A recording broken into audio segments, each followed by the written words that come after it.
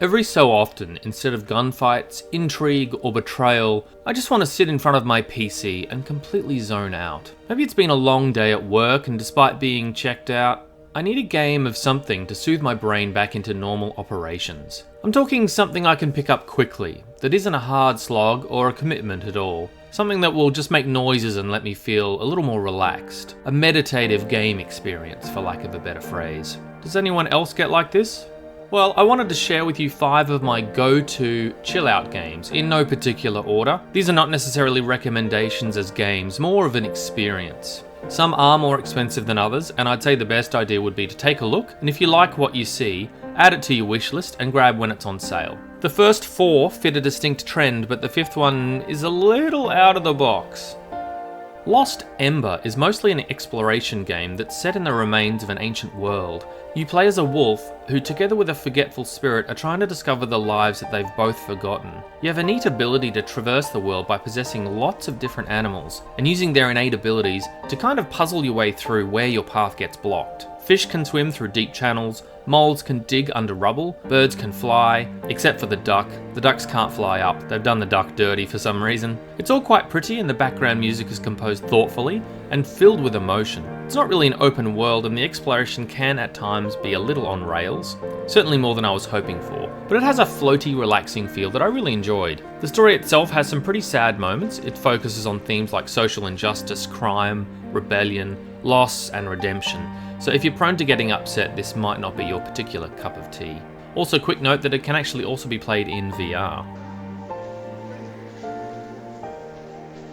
Journey hardly needs an introduction. It was all anyone was talking about when it came out on PlayStation 3 in 2012 and PlayStation 4 in 2015. It was later ported to PC just before COVID in 2019-2020. It's an adventure game that features your unnamed playable character traversing vast sandy scapes with your trusty magic flying scarf. The scarf allows you to push up into the air and glide a certain distance, and is powered up by flocks of fabric that you'll find around the place, as well as glowing tapestries. It's hard to describe what's so special about Journey, but that floating glide ability is just so velvety smooth. It hits a chilled vibe that's so satisfying. The wordless story of your character trying to get to a hinted at place of respite speaks of an afterlife. It doesn't really need explanation. It's just beautiful, fun and restful to play. An interesting mechanic is that you often won't be playing alone. Journey has a forced multiplayer where you'll see another traveller all of a sudden with you, which represents another player. There's no way to communicate apart from chirps back and forth, and it's pretty cute. You can also do a power chirp that will recharge your companion's magic scarf for them too.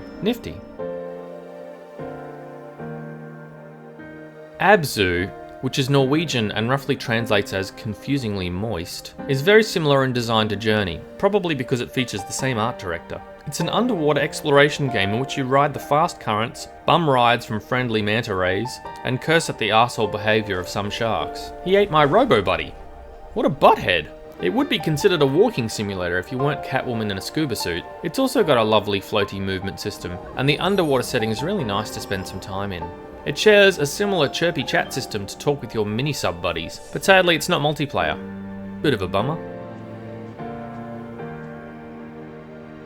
Fugl feels less like a game and more like a proof of concept. Having said that, its particular brand of flying feels pretty fluid and impressive. Fugl can best be described as a pixel bird flying simulator with an added bonus of collectibles. You traverse through a number of different biomes that randomly generate and seem to be endless. As you travel, your bird will come across different species and automatically morph into these creatures. Hawks, owls, frogs, deer, fish, all are unlocked and are all playable as kind of mutant flying versions. Through the menu, you're even able to combine different species in some crazy genetic experiment mechanism and create whatever kind of weird hybrid you would like to try. There's not much more to it, but it's a strange and enticing mix of beautiful and weird that I was having fun with. The flying and diving through these various environments was some of the best looking movement I've seen in this type of game. The fluid transitions and the effortless gliding, it's really something to try out.